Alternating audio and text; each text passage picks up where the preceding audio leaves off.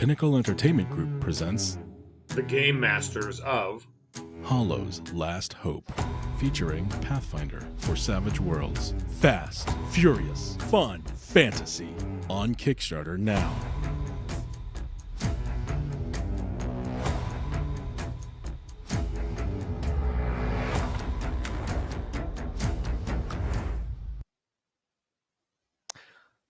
Well, hello, folks. Welcome to our Hollow's Last Hope Game Master Roundup. The four people you see on your screens in front of you have all run the Pathfinder for Savage Worlds version of Hollow's Last Hope, the adventure that comes with the GM screen if you back the Kickstarter now, in some version or another. So I think we should start our introductions in order of version history. So, Chris, you wrote the conversion, so I'd say that's version 0. Version 0 it is, and I want to thank Scorch for having us all here today. My name is Chris Warner. I'm a partner in Doghouse Rules, and I'm an independent contractor working with Pinnacle on the Pathfinder for Savage Worlds project. I did do the conversion of the original Hollow's Last Hope from Paizo's version to Pathfinder for Savage Worlds. I ran that with some old friends, a couple different groups actually. And that's pretty much my story for right now. I don't know, Don, if you need us to say any more than that, but I think that's good to get us started. Okay. So I don't actually know exactly the version just played, but I want to say it was somewhere like version 8 or 10.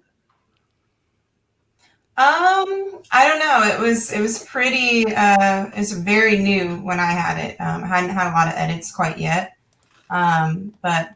My name is Jessica Rogers. I work for Pinnacle as a developer. I ran it for the Bad Boys crew, Shane, Simon, and all of those guys. So, and we ran it when it was really early, like right after Chris did his first edits. And then Megan has, I think, the most famous version 12. Yes, hi. I am Megan Caves, and I do have version 12 indeed. It's pretty crazy to see all these different versions that it goes through. You guys do so much hard work. Which, of course, if you want to see the rest of the play of that version 12, you'll have to tune in next Monday to see the final episode of that, see what happens. But yeah, I am a player, producer, I'm a lot of things all over the internet, on Saving Throw and the .NET Network, among the notable ones, as an RPG player, performer, etc., etc. And now I'm here. Thanks for having me, guys. And I think they can find you all on Twitter at Megan Caves. Yep, at Megan Caves on Twitter, Instagram, and Facebook at Megan Caves Actor. All right, and then I'm Donald Shepis. I'm also a developer for Pinnacle. I am running currently version 20. I think soon to be versions 21, 22, and 23 as this playtest wraps of the rules as they currently exist. It's actually 3/4 of the people in this chat are also in. We have a Monday meeting where we sit down and basically do an after-action report on the mess I got my players into the previous week to see how we can further beef up the encounters. And that also includes the Encounter Master Extraordinaire Mike Barbeau, who, if you're going to play Rise of the Rune Lords, those encounters are really dope, primarily because Mike worked on them. We are definitely wanting to, just as the stream says, we want your questions. So if you have anything that you want to hear about Hollow's Last Hope in particular is especially great, because we all have experience with that. But Savage Pathfinder stuff in general, I mean, at this point, we all have experience playing with the new rule set, seeing what it's like to, in some cases, try and murder. In other cases, maybe just facilitate bad decision making by our players. So especially if you're a new GM that's going to look to run Pathfinder for Savage Worlds, drop your questions in chat. We'll grab them and answer them. But while we give you folks some time to come up with your questions, I think the first thing that we can start with, it's just a good baseline in general, is how much experience does everybody have in actually not just GMing Savage Worlds, but GMing in general. So we already have an order, so I don't think I think it works to continue with that. So, Chris, why don't you start us off talking about a little bit your experience jamming? Okay, sure. I'd start by saying I've been playing role-playing games since 1976. And I started GMing in around 1980. So please don't do the math. Just skip right past that part. But I've been running games for a long time. I started with D&D, like most people, back in the day. My friends and I played a lot of D&D. Starting around 2000, I got more into Western games, especially traditional Western games. I've been running a traditional Western game since 2007. Same game. Players have come and gone over the years, but the game's continued on, and it's been fascinating. I really love running that game. It's interesting to me because I started in one rule system and then switched to Savage Worlds. And I've been running it in Savage Worlds system now for a few years, and we kind of did a Briscoe County-like thing where, we shifted time frames, and it's not really a Weird West. It's still more traditional, but we sort of shifted time frames, and when we switched to Savage Worlds rule system, Savage Worlds Adventure Edition.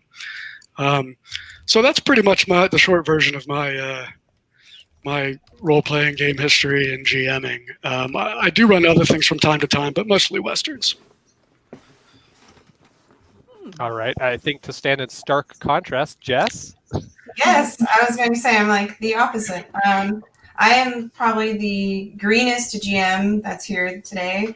Hollow's Last Hope was the second thing I ever ran ever. So that was a fun experience. But I also think it helped to show like what would new GMs struggle at with this adventure.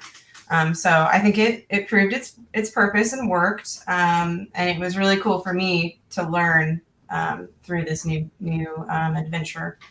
I've been gaming for a few years, and I gamed as a kid, so I did play some advanced D&D when I was very young, but really just got back into it these last like this year and the year before. So I'm very new to the RPG world. Megan? That's awesome. It's like trial by fire. I like it. Yeah. I still kind of think of myself as a new GM, but I guess I'm really not anymore.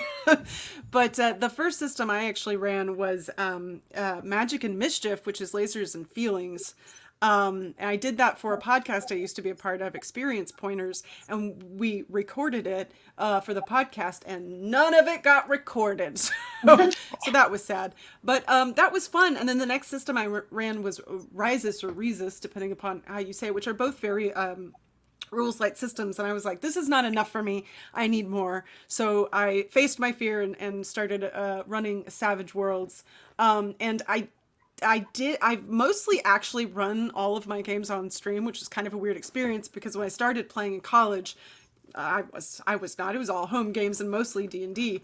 But now I have run, I don't even know anymore, a good handful of things for both Saving Throw and Dragons and things, and I'm pretty much just a Savage Worlds GM. I've only GM'd those other two systems the one time, and everything else since then has been Savage Worlds. So I've played in a lot of other systems, but GMing the other systems always seemed way too intimidating for me. So I don't know, maybe they wouldn't be now, but they were before. So that's where I am.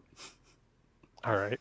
I think I land somewhere between you and Chris then for experience. I started with systems that nobody's ever heard of, but way back in high school because I actually got slotted into a gaming group where basically this GM ran all his own custom systems.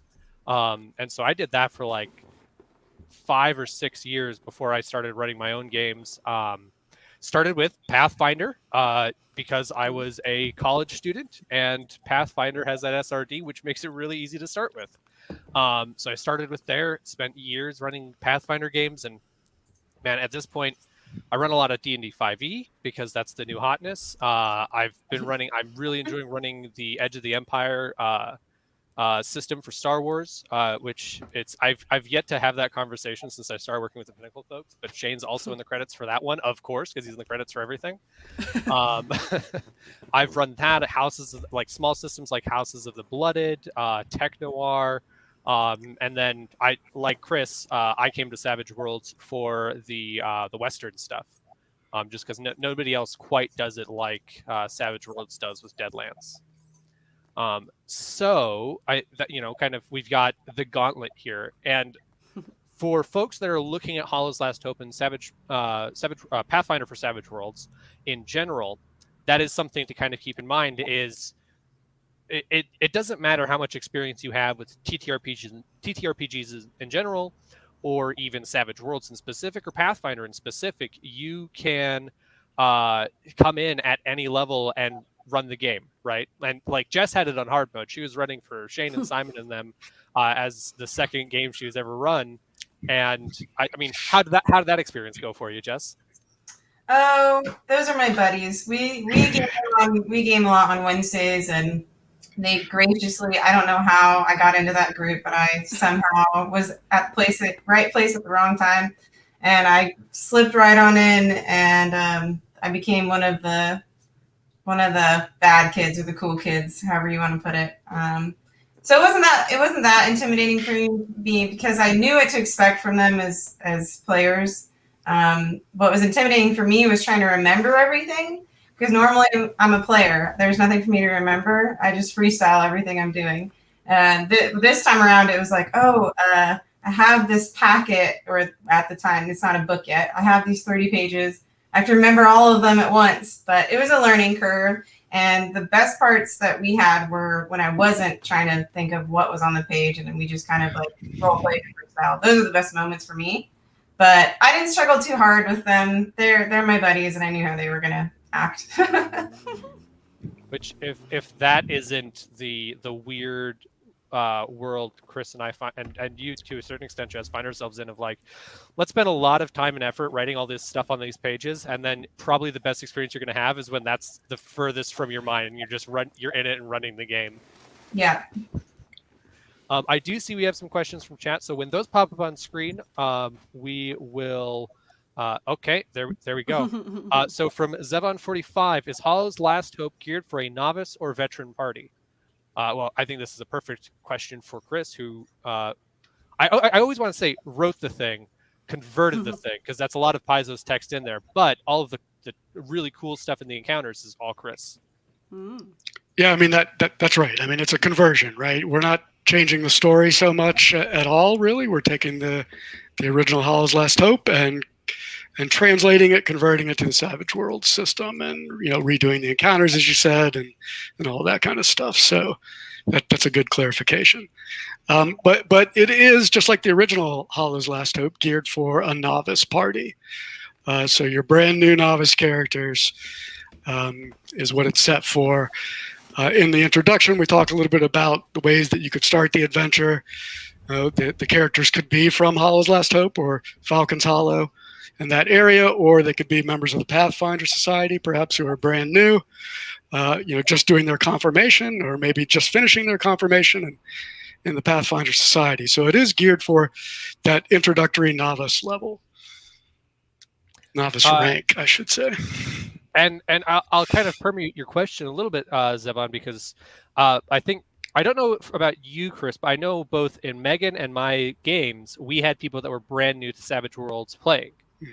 And so I'll let Megan go first, because I've already been talking a bit about your experience. I think it was specifically, oh God, who was the new player? Now I'm blanking. I'll let you talk about it. Leander was the one who had never played Savage Worlds before, and Diana and Michelle are new-ish to it, but they've played at least a whole eight session Savage Worlds thing, although it was because it was sort of Harry Potter, the rules were so different in a way.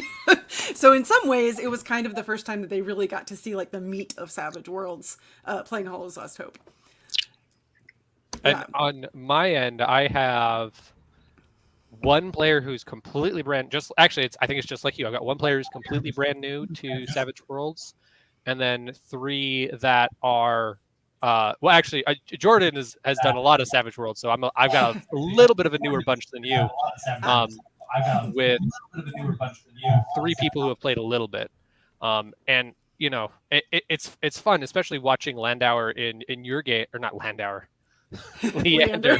too many L names. Landauer's the guy behind the scenes at the stream here. So if you like what you're seeing, kudos to him, and Chelsea as well, who are both on the back end. But watching Leander play the fighter, and the thing that we talked about when we were designing what the fighter class edges looked like, and that notion of you don't have like a lot of things. Like there are other classes that have a lot more things than just that martial flexibility, I think is what it's currently named, where you get that free combat edge at the start of every encounter. But 100% it worked for, he was thinking about what are the other things I can do in combat, right? Where, can I wild attack? Can I do this? Can I do that? And also learned a bunch of the new class edges because, if you've got the options, you're going to choose them. And it was great. It was great praxis to see as one of the designers, like the design 100% worked on him. Yeah, that is super cool to see. Yeah, and he just like settled into it. And granted, he comes from a big like D&D background, and he GMs Dungeons and Dragons 5e and everything as well. So I think he was like, oh yeah, I know how to slot this in. This goes right here. I know this, and now I can function. But it was really cool to see somebody who was like, I'm brand new to this, but this all makes sense to me, and I can dive right in. And I definitely saw that too from him, which is really cool. That's interesting. I had a new player as well. I had two groups that I ran the earlier versions on. One of them, they were all Savage Worlds players, and some of them had also played Pathfinder. So that was an interesting group. But in the first group, I had people that had never played Savage Worlds before, at least one character, and very fun to watch them, get into it quickly and adopt the character, first of all, and then secondly, start thinking about, oh, what can I do here? I think that person was the druid. Yeah. And so just think about, oh, what powers can I use, and what can I do? And entangle. Okay, now I know what I'm doing. So it was fun to have a mix of different people. All right, I think we've got another question coming up. This is inside baseball, but I'm going to get an earful if we don't answer Jody's question. So she wants to hear. Jody says, "I want to hear about the crit fails and how y'all handle them, because crit fails make the GM think fast and are super fun." Totally. Wow. Whoever has a good story, throw it out first. I got to think for a minute on that. Oh. I definitely have one, but Megan can go first if you got one. Go ahead. I don't know that I have a story exactly. I just think it's kind of interesting because as a brand new GM, when crit fails come up, it was like, what do I do? Like, okay, it's a crit fail, so it has to, be a big negative of some kind, but I also want my players to succeed. So, and it's kind of interesting because it does allow a lot of creativity, but it also is very intimidating for me at first. And I honestly still feel like I'm figuring it out, but I really like to apply it. And I think this is pretty common to whatever the particular situation is. And I will say that I've taken a lot from Jordan, since he has been my GM for such a long time, the way he does things, which the big one I always remember is the crit fail on a notice roll. And it's always like, you got too close to a very dusty shelf, and now you have dust in your eyes, and you're going to take a -1 at all site-based notice rolls for a while, which is like a fairly simple way to put in a crit fail. But what I find really fun is whenever it's just so perfect narratively for the moment, and it's either somebody's trying to avoid being sick from a smell and they just vomit everywhere, or whether it's they're trying to do this really cool thing where they're running in combat and trying to hit somebody, and instead they maybe like trip over something and it becomes this big issue of danger for them. So it's kind of fun to play with it, and I definitely don't do it right a fair amount. I'm like, it's probably too nice on that, but it's a learning experience when crit fails come up and figuring out how to adjudicate them. That's what I'll say. It sounds like you're doing it right to me. Well, good. I will. I mean, it's funny that question came up. I did not know that question was going to come up, but Don had given us a couple of pointers beforehand to just think about things we might talk about. And one of them was, what was the most interesting thing that happened during the play testing? And for me, it was a round of combat where 2 of the characters crit failed in a row, and it was in the final battle. I don't know how much. What kind of spoilers can we give away here? I don't want to say too much, Don. I think if you're here, you're probably interested in running this as a GM, so Okay. you're going to get it spoiled anyway. So right. big flashing sign right here. If you don't want spoilers for episode 4 of Megan's game, or if you're going to be a player and not a GM, earmuffs on, get out of here. Well, I won't reveal everything by any means. But Right. So the final battle with the big bad is named Grey Pelt. And the characters were in that battle, and this was the rerun. This was an updated run I did after we made some changes, and I brought a group together. And it was really interesting because the rogue was in the end of the party, and everybody was like in front of him, and there was combat going on in a very tight space. And he said, I want to do something awesome with the rogue. I'm going to use my athletics and acrobatics, and I'm going to squeeze through and jump over everybody and land on top of the desk. He rolled, failed, re-rolled with his acrobatics, and made it. Landed exactly where he wanted to. That was really fun right then. And then so the other characters were inspired by that. Oh, I'm going to try something cool too. And so the fighter, he tried to vault over that desk past the rogue who was just there and through the gap into the chamber where they were fighting. And he rolled a critical failure. And so again, that's what happens? What am I going to do? Just like Megan was saying. My thought was, this one's pretty simple. He's going to face plant right in front of the big bad. And so that's what I said happened. That made me laugh, and actually everybody laughed, which in my experience is usually what happens on a critical failure. People throw up their arms, and then the GM says something funny or puts a little twist on it, and people enjoy that. So then right after that, the sorcerer, who was basically trying to fire past everybody with a slim line of sight, decided she was going to shoot a big bolt, shot a big bolt that rolled a critical failure. So it's again, what am I going to say? Did it hit the rogue that's standing on top of the desk? That seemed a little harsh, right? So instead I said, no, you hit the overhang in that opening you're trying to fire through, and you just collapsed like half the wall. And so rubble fell on everybody, and, they got hit by rubble. Nobody died from it, but, that changed the battle right away. And now everybody's trying to get themselves up, and, while they're being attacked by the evil opponents. So to me, that's pretty funny, right? I mean, that's a very fun thing about Savage Worlds when stuff like that happens. And nobody had a problem with it. Everybody laughed and said, okay, now we got to figure out what we're going to do next. Yeah, it is fun. Well, and I really like, especially for spells, and I don't know that this is part of Savage Pathfinder, but just in Savage Worlds in general, the dynamic backlash, I find just infinitely, that I find that so much fun, because sometimes your crit fail can even be great. Yeah. So, yeah. I don't think I have any interesting crit fails. I've only run 3 sessions so far. Jess, do you have any interesting crit fails?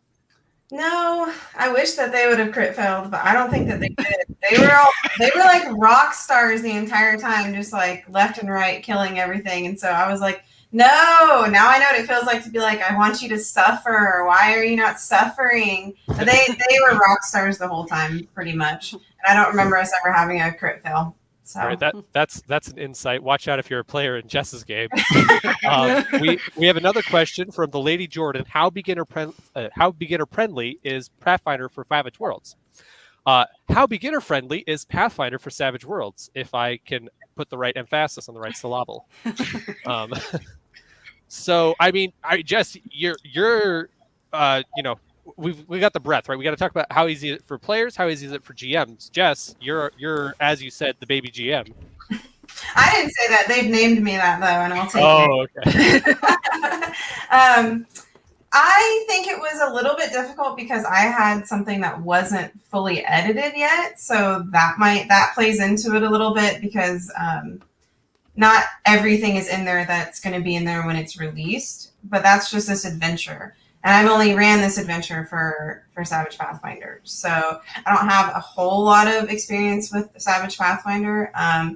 I didn't find it super hard to understand the rules or anything like that, just because, it's based on Savage Worlds. So if you understand Savage Worlds, you're going to understand the basics. For me, it was a little bit difficult just because it was a new adventure that hadn't been edited yet. It hadn't been put through the ringer yet. So those little challenges, figuring out what to do when something went wrong, that was hard. but like Savage Pathfinder overall, I didn't find that hard personally. But I haven't ran a ton of it, so.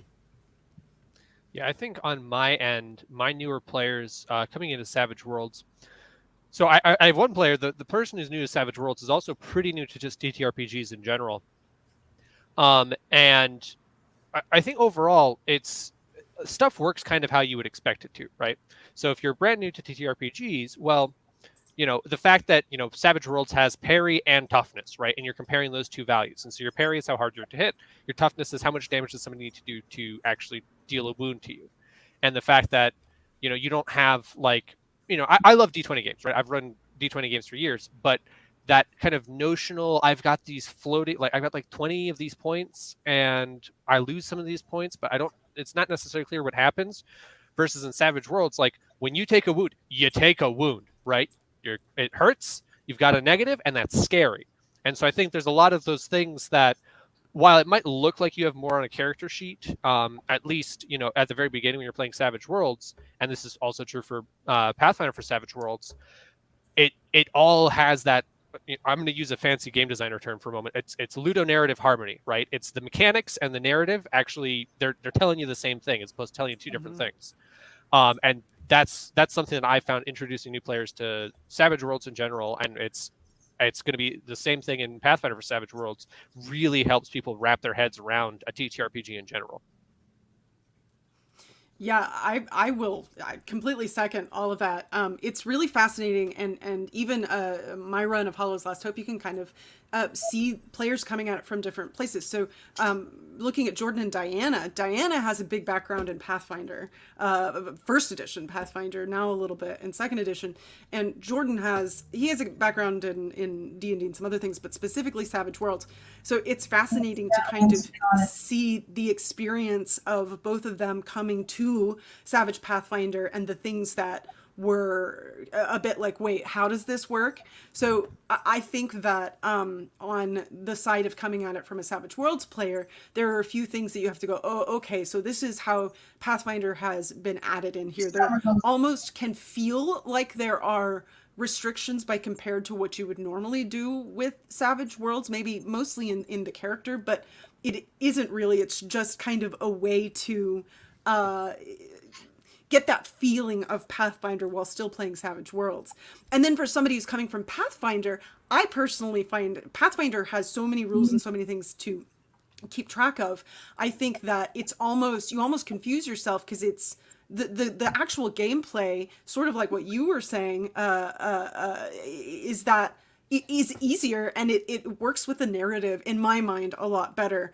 And I will say, because I did see that question from the lady Jordan asking if it was what was an easier system to GM, and having not GM'd D&D or some of these other ones, I may not be the best to answer the question, but having talked to some people who have, Jordan, for example, he jumped to Savage Worlds because it was so easy for him to GM in his improv style of GMing. You can literally pick it up, or even if it's like your party wants to go this direction and you don't have anything planned for that, it's very easy for you to go, okay, yeah, there's this monster there are their stats. You can do it in your head. Whereas from my understanding of Pathfinder and D&D and GMing things like that, you couldn't do it quite that fast. And for an improv style GM or somebody who wants to move the fast, furious, and fun, Savage Worlds is super helpful for that. It's super helpful, and it's why I go, well, if I'm going to GM something, if I'm going to tell this story, might as well do it in Savage Worlds. Why would I go anywhere else? It supports the way I tell stories. Okay, we get another one from CFTRPG. Question, do the class packages start the characters at Novice or Season, or is Savage Worlds for Pathfinder one different advancement track? It's a good thing you're asking this question now. Then, what was it, Chris? The decision for the extra edge, was that a week ago or a week and a half ago? It was a couple of weeks ago. I mean, again, this is all we play test a lot, and things have changed from where they were 3-4 months ago for sure. So class package is a term we had talked about before. We do have classes in Savage Pathfinder, but I wouldn't call it a package anymore. It is now, as Don said, a class edge. And that edge is something you get at Novice. And in fact, the way we have it right now, and I'm stressing the right now, is that you get a free class edge when you start your character. So your build would be much like a regular Savage Worlds Adventure Edition character build, but you can take a free class. And if you choose not to take that class edge, you could take a free background edge, or or something like that instead. So if you didn't want to take one of the classes, you can still build a Savage Worlds Adventure Edition character for Savage Pathfinder, and you would just take a different kind of edge, a background edge, I think is current. Yeah, it was one of those things that if I'm going to play Deadlands, right, I'm probably going to play some sort of gunslinger or huckster or shaman, something that's specific to that setting. And there's a lot of cool stuff in those packages. So that's why you want to play that character. And so we were looking at Pathfinder for Savage Worlds, and we were like, we want people to be able to play a Savage Worlds character, which means that, most folks, it was, I did character creation with my players back when we were still doing the class package, where your hindrance points paid off your class package, and the classes had a lot more in them, right? It was probably about 2 edges worth, all said and done, because it included your hindrances. And I had players that were like, "Oh, I don't have any way to just like choose an edge and customize my character a little bit. And I could see that they were let down, right? Well, we don't want that, but class edges and being able, you can't have a class. Well, I mean, once it releases, you can do whatever you want. But right now, you can't have a class in any other version of Savage Worlds. So now that you can in this one, let's make it easy, and let's make it something that you're incentivized to do, because that's the reason you're going to play Pathfinder for Savage Worlds versus, make up your own fantasy game and use the fantasy companion, or, do a Dark Age game, or a, like a proper, like, no fantasy, but just medieval game. Let's give you some stuff that makes it a little more interesting, a little cooler to play with that. We have another question there we go. Landauer asks, how does Savage Pathfinder run differently in Theater of the Mind versus miniatures? So just so we know, show of hands, who ran it all Theater of the Mind? And I'm mostly. Mostly. And I think I'm in that as well. As right now, it's a lot of Theater of the Mind, but some, and so that I take it that both Chris and Jess ran it primarily tactically on a grid. If I did, just because it seemed like this one had maps and needed maps. If I were going to run something that I wrote, I would do Theater of the Mind. But since it was like a written adventure and it did have, the monastery at the end, spoiler, the monastery has a lot of rooms. So that I was like, okay, I'm going to use the map they have. And I also got to learn how to use Roll20, and that's what we played on. And that helped me. So the reason why I did it more tactically is because I was like, I want to learn all these little things just in case I want to use them in the future. I don't know if I ever will again. But I learned how to use like quite a lot of different things on there, like background music and stuff like that, which was cool. So that's why I kind of like delved into it tactically this time. I did both. I ran it in a virtual tabletop and used maps and just some backgrounds, and even sort of made up maps in a couple of places. And I did that for the same reasons like Jess was just talking about. There are some things that I thought really fit that best. But we also did some Theater of the Mind for a couple of different things, especially the whole first part of the adventure, which is almost all role-playing. And so all I did in the virtual tabletop was put up an image of the person they were talking to. And it was very fun to play that through. And that was all just, people envisioning where they were and thinking about what they were doing. And they stood in line, which is part of it, and getting inside the herbalist's place and speaking with the herbalist, Laurel. And, that was all Theater of the Mind, that whole first part. Both times I ran it.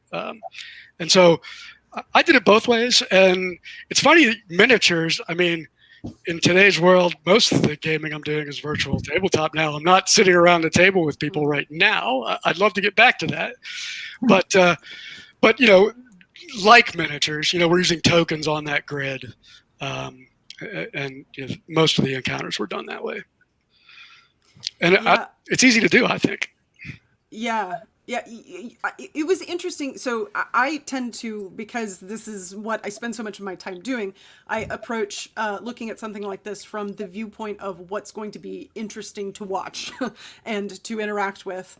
And in general, when you're streaming, because there's so many combats and because so many of them are in fairly cramped spaces, I was like, for the most part, I don't really think we need to have a map to be able to sit down and move around. I think we can do theater of the mind, and that will keep things moving. And then we can use sort of like what you were saying, Jess. Here's the monastery map, because there's a ton of stuff in there, but every room is fairly limited in how much the players can move about there. So I thought I won't have to use Roll20 at all. We'll just use some visual elements to help out the players to kind of get an idea of where they are oriented within the monastery or whatever it might be. But I'm not going to worry about the rest. We'll just do theater of the mind so we can keep everything moving and keep the story moving. So my tendency, and this is also partly because I am not I'm such an RP focused GM. It's harder for me to keep all the mechanics in line, especially whenever we lay down a map and start putting all of that out there. So in this one is surprisingly, because there are so many combats, I still really felt Theater of the Mind was the way to go. But I think you could do it either way, and I think it just depends upon which aspect you want to focus more on. So it's kind of cool that you can go both ways, specifically with this plot point or AP, whichever we're calling it. It's an adventure path because we're not changing well, actually, this one's just an adventure. Rise of the Rune Lords is the adventure path. Adventure. Oh, there you go. I think is it the Goblin King? I don't know if the Goblin King is just another adventure that builds off of Hollow, or if it's an adventure path. That's one I forget off the top of my head. It's the former, but the way we translated Hollow's Last Hope is a standalone introductory adventure. Right. Yeah. So we have another question from the Lady Jordan. What differentiates Savage Worlds from other TTRPGs out there? What makes it unique? So I've got a pretty brisk answer on that, and it is that Savage Worlds is not about managing a resource. It's about managing what you do on your turn, more so than most other RPGs I play. If it really is the interaction of player A did this, so now player B has these options that opened up, and now player C has these options that opened up, and they can all feed into the same thing. That's something that I always have to home rule when I'm playing other RPGs. That's just built into the bones of the system when I'm playing Savage Worlds. Yeah, I agree with that. I think I started my RPG journey with 3.5 Dungeons and Dragons, and it was really fascinating because when I first, and I've said this many a time, so some of you may have heard this, but when I first played Savage Worlds, because Jordan was like, let's do it, I'm going to run a game, and we're going to play this. And, I was in the camp of like, why play anything other than Dungeons and Dragons? It's there. Why would you do that? And we played it, and I tried to play it like I played D&D, and I died immediately, and I was angry, and I was like, this is dumb, and I hate it. But as I continued to play it, I realized that it was so much better because it allows you to do sort of like what you were saying, so many different things that can be limiting in somewhere else, that in another system that doesn't, where you have to go, okay, hang on, I have to find the 5 rules that will allow me to do that. I feel like, and I've said this about Savage Worlds, it sort of is more like a toolbox, and you can kind of, there are all these tools for everything you might need, and you just use the bits that you want to use. But one of the major, like you sit down and look at it, differences is the it doesn't have the attrition system of hit points. I love the wound system a lot more. It takes a little bit of time to get used to, and it can be a bit more deadly, I suppose, depending upon how you look at it. But to me, that's a lot more fun, as opposed to slowly just knocking down hit points. And then also the initiative system, I absolutely love it. And I see people a lot of times when they start with Savage Worlds, and they're like, I don't understand drawing cards. I'm just going to roll a die. And I'm always like, no. Do it this way, because it's so much more fun, because it allows, sort of like what you're saying, because you redraw cards every round, it allows for a lot more of what's going to happen. It kind of keeps that excitement up, because you don't know who's going to go first. And you don't know who's going to get the Joker at any given moment. Yeah. Yes. The Joker is great. That's where I was going to point to as well, Megan. The initiative system with the action cards, drawing action cards, that really shakes things up and makes it incredibly interesting. You might end up going twice in a row, you know, and like Dom was saying, you know, player A's actions impact what player B might do, and so forth. And that is one of the big differences for me from other tabletops. Yeah. One of my favorite things is the edges and hindrances. I really like that for character creation. And so I've mostly been a player. And so from my point of view, I love that because not only if you have an idea and you're like, oh, I need something that matches this, you can find it. But if you're also looking for inspiration, you can look at the hindrances and edges and get inspiration for your character. So I love that part of it. And I also really like that if you're just using Suede, you're just using the regular core book, you can play that in any setting you want. You can make up any setting you want. Like I've been thinking about, oh, what would I write if I was going to write something? Now that I've GM'd, I want to write something. And I'm like, well, I could literally just do real world time and just use Suede. You know what I mean? That's right. You don't have to have any settings. You can use the settings. They're there to give you a lot more content and a lot more to play with. But I like that you can just use Suede and you can be anywhere at any time at any place. That's one of my favorite things. That's a great point. So it is. It's fantastic. Well, that's the whole thing, because especially if learning rules or learning mechanics or managing that stuff can be difficult for you. And I know a lot of people, a lot of players and GMs who that's true of. And what's so great is you learn it once and then you know it, and then you get to play it over and over again and you internalize it. And then it's so much easier for you to be able to do that, to be able to go, oh, I want to be a superhero today, and tomorrow I'm going to play in fantasy, or I'm going to play in the Weird West, or I'm going to create something myself. I'm going to play Harry Potter. I'm going to do whatever I want. And the system supports you in that. And it's so great that you don't have to learn a new system every time. So I am A+ for that as well. So we've got one from Lillian Lupin. What do you hope Pathfinder fans get from this conversion to Savage Worlds? So I've said this before elsewhere, but the more RPGs you play, the more things you have to rip off from. For instance, something that Savage Worlds does great, and I loved seeing it in the in Megan's game, in the premiere playtest, interludes, right? Because I as a player have often had the experience of like, I just want to like be able to role play with the other players, but I don't really have a good in on this. And if I just like throw something out there, if nobody picks up on it, then I'm just kind of wasting time and it's a little awkward. But if there's a set like, hey, this is the point where you get to just do some straight up role playing, you get to engage with that element of your character, that's great. Well, that's not something you need to play Savage Worlds to do. I can do that in a D&D game. I can do that in a Pathfinder game. I can do that, in a Vampire the Masquerade game. Any system that you want to grab, you can pull that, because that's something that, okay, I just carve out a bit of time for my players to engage with this. And so ripping systems, and this is also kind of my designer brain, which I think if you're a GM, there's a point where you're going to start turning into a designer as you start to just make your own stuff. I think every GM does it. It's that let me just steal all the best bits from everything and just put it in my game, and then I don't have to answer to anybody when I do that, except my players. Yep. You know what I actually do that helps me understand other systems whenever I play, say, Pathfinder or even a new system that isn't a rules light system. I will build my same character in Savage Worlds, because I then can understand my character in that system a lot better, which is a really cool thing to be able to do. But sort of like what you were saying with the hindrances and the interludes and all that kind of stuff, there are just a lot of things that I think you can bring back to another system that can actually make the play within that system even better. And I would say that especially because Pathfinder is it's a rough one for me, especially the first edition, simply because there's just a lot to keep track of. and a lot to know. And so it is really cool to be able to go, well, I really like to play Pathfinder, but now I have from Savage Pathfinder some new ideas of different ways that I could implement some of these rules in Pathfinder. And you can take that, like you're saying, the interludes or the hindrances. The hindrances, yes, are one of the big things that I just put in every one of my characters, whether or not it's Savage Worlds or something else entirely.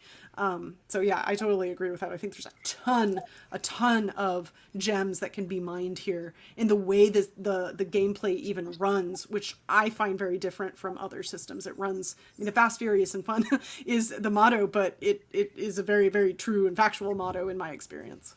I wanted to follow up on the one comment you made there, Megan, because again, I had mentioned I've been running a traditional Western for a long time, and we were using a 3.5 system. And then we converted to Savage Worlds, and the players that continued on translated their characters from the other system to the Savage Worlds system, and it was a great way to help them learn. They looked at the hindrances and the edges, and they thought about, oh, how would I rebuild the same character, in this rule system? And I enjoyed that a lot. I enjoyed helping them build them and hearing their ideas, and the hindrances they took were fascinating to me, and we make sure we get them involved in the game regularly. And, as a GM, I like to give out bennies, which is something we haven't talked about in Savage Worlds and Pathfinder for Savage Worlds, bennies. And so when people play up their hindrances in role-playing, I give bennies. And I say, do not hoard them, use them, because if you hoard them, I'm not giving you any more. If you use them, you're going to get more. I am a classic Benny hoarder, and they give me so much strife for it. But it's come in clutch before. There was like one time where I don't know if you guys know Tracy, but her character's arm got like ripped off, and I was the healer, and I had saved all my bennies, and I was able to buy enough power points to like get her arm reattached. So it was very epic. And then after that, I was like, leave me alone about my bennies, man. Dang bennies, I'll keep them if I want to. But then I did notice as a GM, I was just using them left and right. So it depends on which side you're on. But I love bennies. Bennies are so awesome. It's one of the spots that I'm actually a little bit jealous of Jordan and Megan getting to GM with chat that will sometimes give you bennies. I'm like, I want more ways for me, the GM, to get bennies. My players are doing fine. I need the bennies. Give me the bennies. Yeah, that's true. I hadn't really thought about it like that, but it is true. I have occasionally in a Savage Worlds game as a player said, when the GM made me laugh or did something really cool, I'd say, oh, give yourself a Benny. And, just for fun. I don't remember if they actually did it, but yeah, sometimes they don't do it, and sometimes they do. They're like, oh, okay, and they kind of do it on the sly. Sometimes they're just like, oh, no, I won't. So we have a question from the lady Jordan. Okay, now I just got to figure out which Savage World to start with until Pathfinder for Savage Worlds comes out. Any recommendations? So I have a recommendation that's based entirely. I don't know what you like, so I can't actually recommend anything. But I love noir stuff, and so like when I first started working with the Pinnacle folks, and I don't think it's come out yet. Jess, you'll be able to correct me on this, but I did my one sheet as like a here, let me show you how I can match to your style, and I did a one sheet called "Get the Goods" for Deadlands Noir because I love noir stories. I don't know if that one's come out yet. I edited that before I knew who you were. I think it was before you got hired or something, but it's been edited. I think they're saving it to release with a future noir product. I think. Oh, I think that's the last thing I heard was because we were going to try to do that. Like when we released Blood Drive, we did like a couple of Deadlands one sheets with it. So I think that's what happened. I'm not 100% sure because we had like 6 that we were jumbling around and trying to figure out when to release. So now that I have leveraged the public pressure of the live stream to bring up the fact that I want my one sheet out, go and get Deadlands Noir and clamor for Get the Goods. So I can extort Jess into releasing it. I'll have to check and see because I could be wrong. They could have released it. I just don't remember. So because there was like 6 of them, so I don't remember which ones got picked and which ones didn't. I'm awful. I really shouldn't have done that, but I thought it was too funny not to. You're evil. I mean, I would answer that in a slightly different way. I mean, if I was brand new and wanted to try out some Savage Worlds, I would just get the Savage Worlds Adventure Edition to start with, and I would think about that. And like Megan was saying earlier, you can do whatever you want with that. I use that to run my traditional Western. I don't really need any other rule books. Now, Deadlands is great. I have Deadlands too, and we use some of the stuff out of Deadlands in a traditional sense. Maybe some edges and stuff like that. The gear charts and all that, very helpful. But I would say, get a one shot. Yeah, there's lots of one shots out there. Get the Suede rules and get a one shot and just try out that one shot and get a feel for it. In whatever kind of genre you like, because there's a number of them out there. Yeah, I really agree with that. I mean, I started technically. I really kind of started with a homebrew that was sort of based around ETU, East Texas University, but Deadlands is just so cool. It's just such a cool setting, and obviously there's a lot of heart there, and everybody loves that setting too. But man, there are so many. I mean, if you just go, I like pirates, then there's going to be a setting for that, and even if there's not, like Chris said, you can do it yourself. So, I mean, I suppose that could be kind of overwhelming when you start, but I agree. Get a one sheet, because it's really cool that you can go, I can just do like a one shot right here. It's all written out for me. It's going to support me. Here I go. I can get a feel for it. And yeah, have fun. And I would say, don't worry about picking the perfect thing. Just find something that jumps out at you and go for it. Yeah, really, what inspires you is always the best thing to go with. Like, everybody's so idiosyncratic in their tastes. Just whatever. If you're like, man, I would really want to run a game that has ... then just go run that game. So we've got another one from Padre 0875. What was your favorite moment in Hollow's Last Hope? That is a good question. I mean, I think I know mine, and there's a few reasons for this, but the Hag's Hut is just a cool place. Like, I feel like you could create a whole story just from that Hag's Hut. There's so much. There's so much. There's backstory there you could really play with. Yeah. So much backstory, and honestly, the monastery too. But the Hag's Hut is just really cool. The cauldron is really cool. It just inspires a lot of ideas in my mind. And also what's really cool about it is I played the Reign of Winter adventure path just recently in Pathfinder 1st edition, and did the exact same combat with a cauldron in that AP, and that it was just really cool to kind of see it on both sides and see it both in Pathfinder and in Savage Worlds, and the way it was different and the way it was the same. So that's another reason why it's really one of my favorite encounters in Hollow's Last Hope. I'll go quickly because mine is the same, interestingly. As soon as that question came up, that was my first thought. The Hag's Hut, I can't even say it, Hag Haunted Hollow is the encounter. And it's fascinating to me. I played that with some old friends from way back when I told you I started playing RPGs, and my adult son, who plays now too. And so we got them together. That was really fun to do. I gave them iconic characters, and we replayed that scene with some of the updates that we done after playtesting from Jess and Megan and others, right? Saying what's working and what isn't. We had, improved that encounter, I thought, and played that.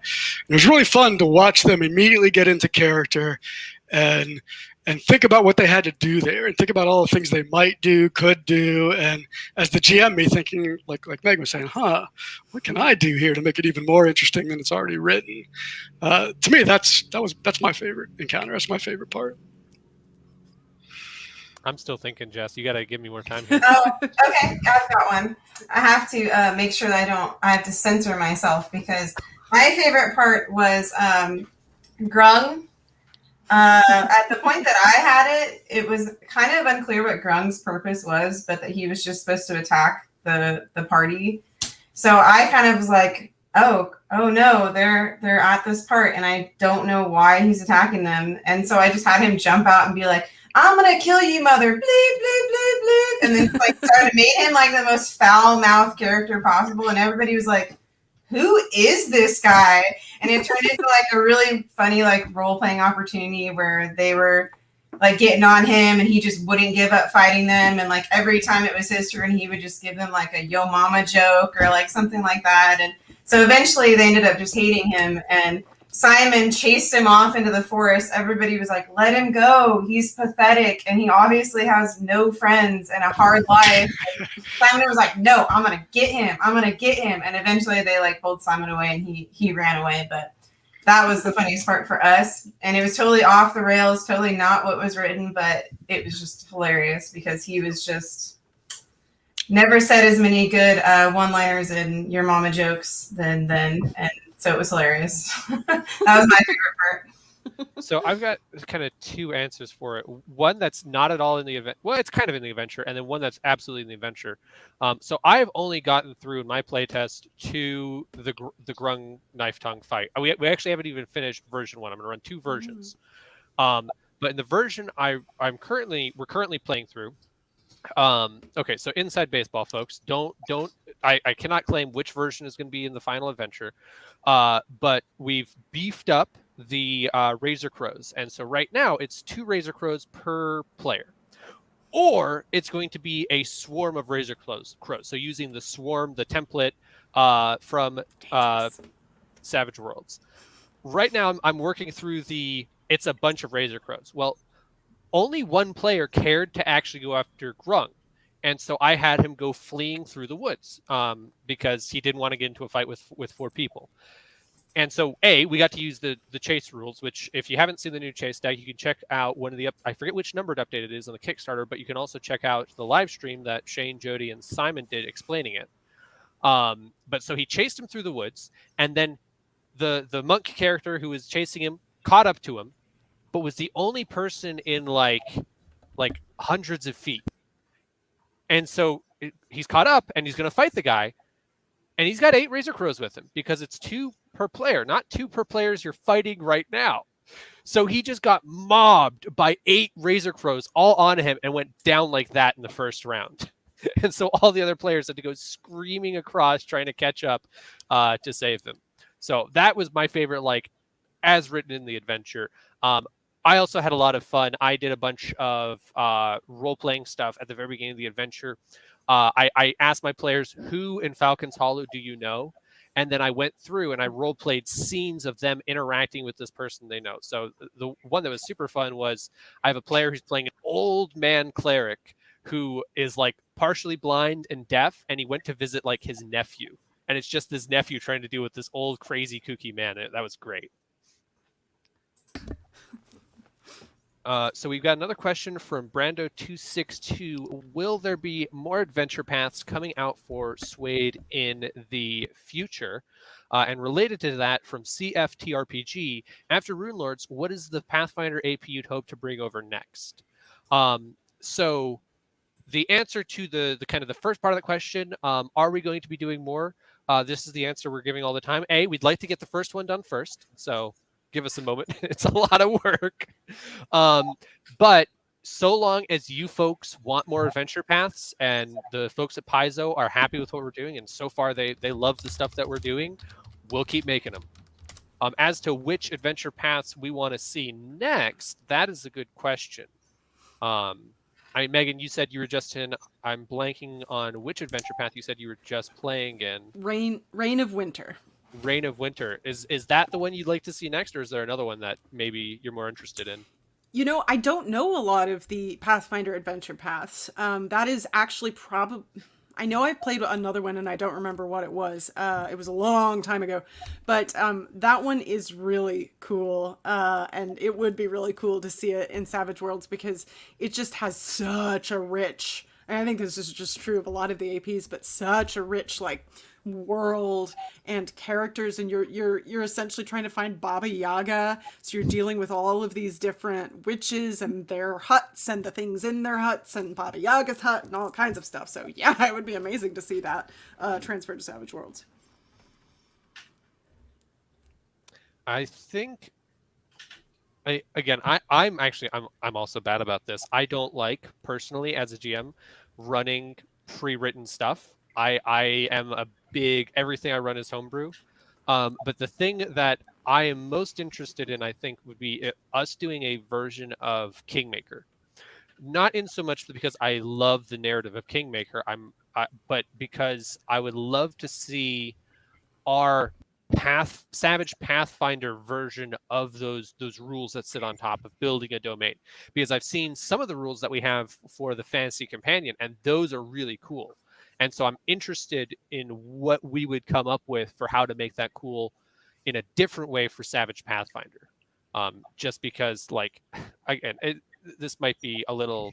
It's not self-aggrandizing. There's 5 other people on the development team.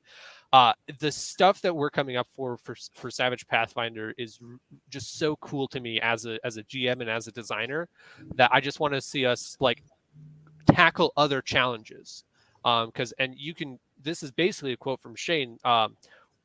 The design and development on Savage Pathfinder is going really well, and so we're able to spend a lot of time working on things that are not, I don't want to say noodly. They're not like, because noodly kind of implies inconsequential, but rather like it's one thing to get the design to where it's usable and it's going to go out the door, and then it's another thing where you really polish all the edges, and it is, like with all these things, it's never done. It's, you ran out of time to work on it. But I feel like we're really getting to the point where it might actually just literally be done, and any changes we're making are not making it better, just different, because we've already made it as best as we can. So that's kind of what excites me. But again, that's the fiddly designer answer. I would be excited about Kingmaker as well. The sandbox, the open sandbox sort of approach to role playing, that really appeals to me. So I haven't played Kingmaker in Pathfinder, but I've been reading about it, and I know there's a video game version of it too. So that would be on my list, I think. Just personal preference. I can't speak for Pinnacle. Right. Yeah. Right. Nothing you just said in that last 5 minutes is promising anything. We can't do that. It's just that's personal stuff.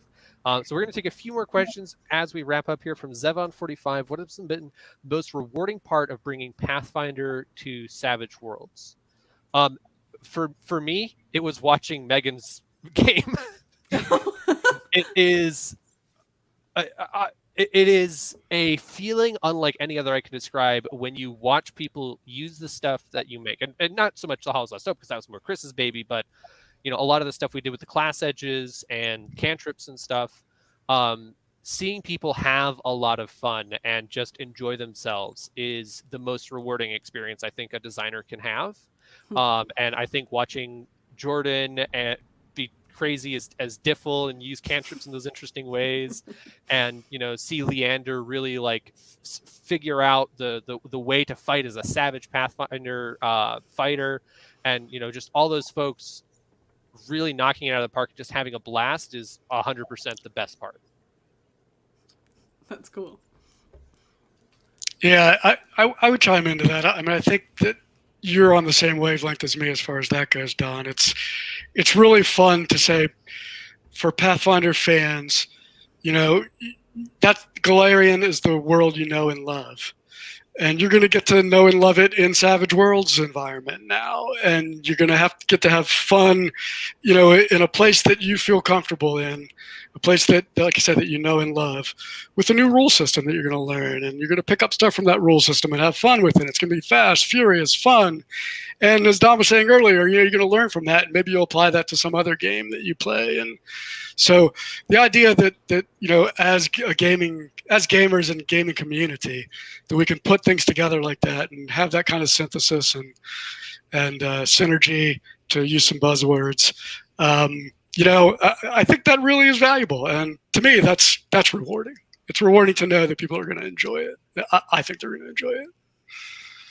And I'm going to permutate this question for Megan a little bit, because I'm personally interested in this.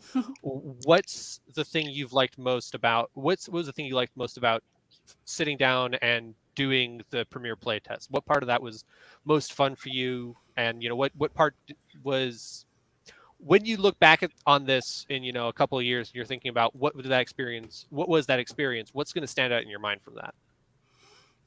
That's a good question. I think it's really interesting. I'm kind of like you, Don, in that I often when I do GM, I'm like, well, I wanna like base it off of something, but it'll be mine. It'll be a homebrew thing. So in a lot of ways, this was the first time I had ever run something that was so so specifically focused on and within the world of this particular adventure.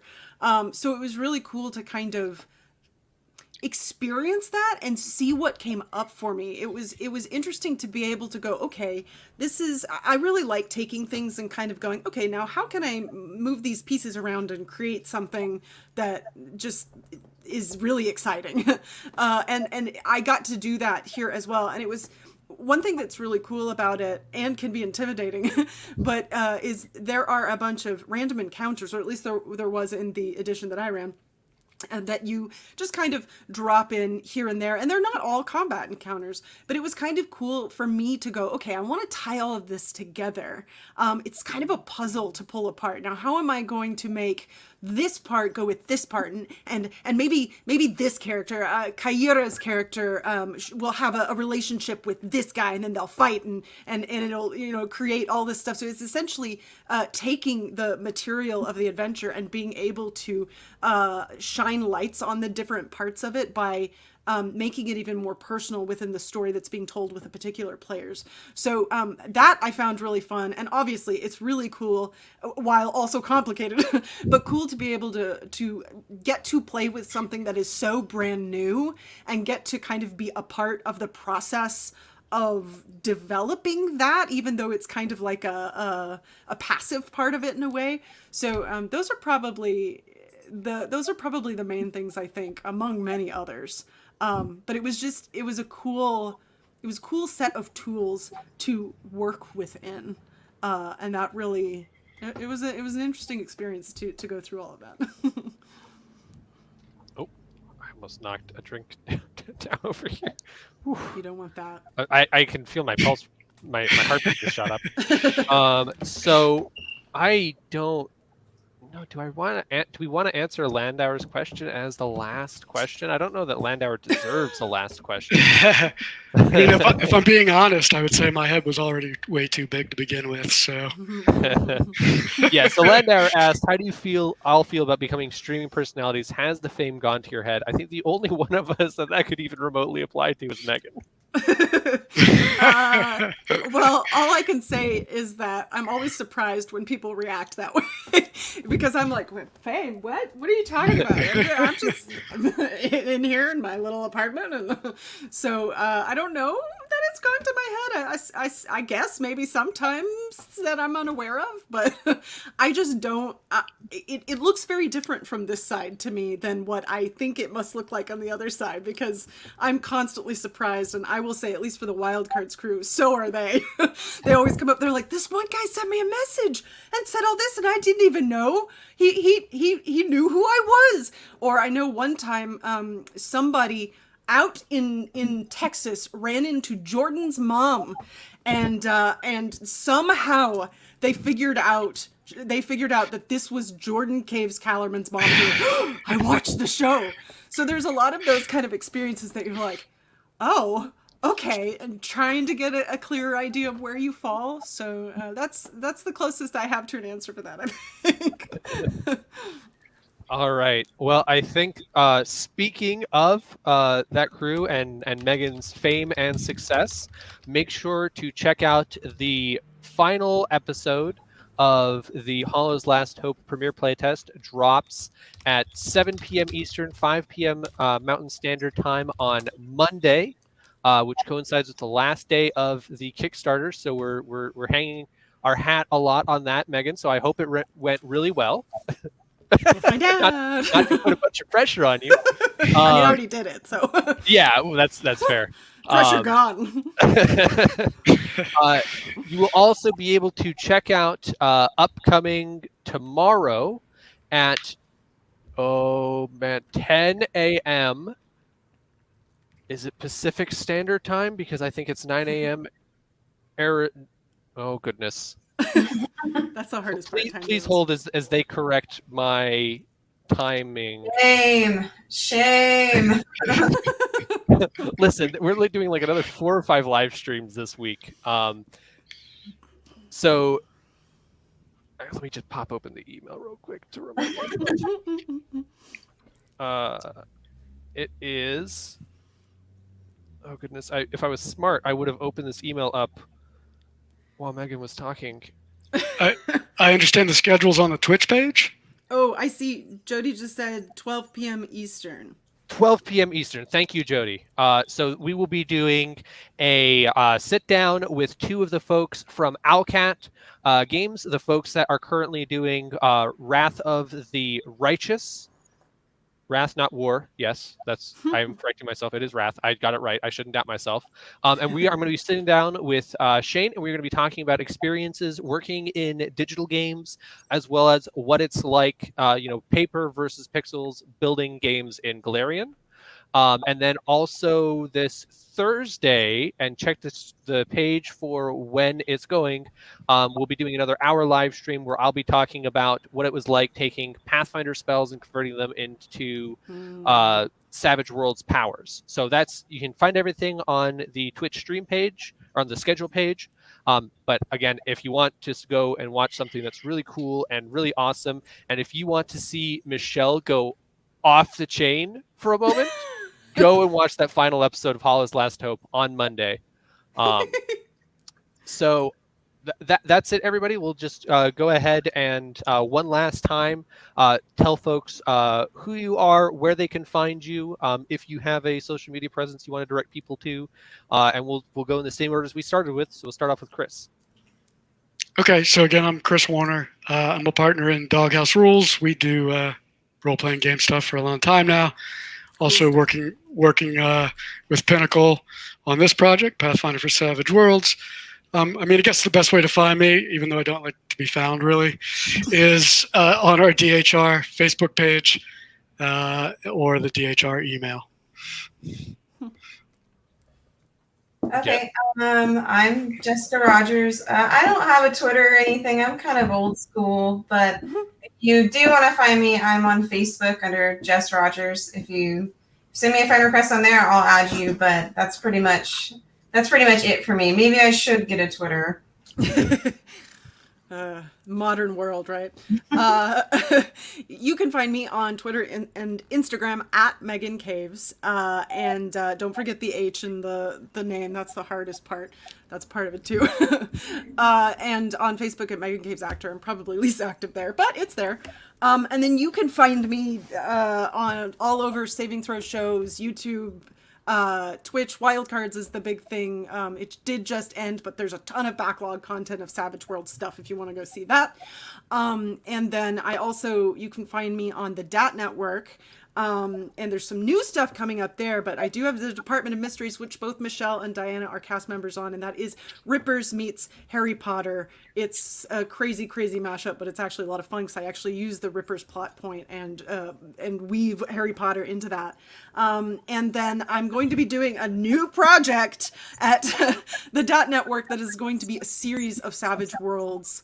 I don't even know. I can't give too much away, but essentially seasons that will all go together somehow. So you have to stay tuned to the DAT Network to find out what that's going to be. And also, I will be running Savage Worlds for Jasper's Game Day on March 3rd. Jasper's Game Day is a really great group who raises money for suicide awareness and mental health awareness. And I actually had some people who bid to play in that game, so they're going to come play. It's going to be Savage Worlds. It's going to be fun. Check that out. That's all of me, I think, currently. All right. And then least importantly, I'm Donald Shepis. I'm a developer at PEG. You can find me at Donald Shepis on Twitter. If you jump on Reddit into the Savage Worlds subreddit, you'll also probably find me in there answering people's questions. Final reminder, this is the last week for the Pathfinder for Savage Worlds Kickstarter. It closes shop the Kickstarter closes on Monday. So if you haven't backed yet, or if there's something in the stretch goals that you're like, oh, that's really cool, I want to get that, go head over there. Link is in the chat. And we were talking about this before the stream. Right now, the Rune Lord tier, where you get both box sets, is 20 pounds of stuff that you can get. So if you're looking for a lot of stuff to game with or a weapon to kill somebody, we've got you covered. not liable for anybody that uses the the box sets not intended as a TTRPG. So thank you so much for watching, folks. We will see you live on Twitch in the future. Check the Twitch schedule in the schedule tab. See you later.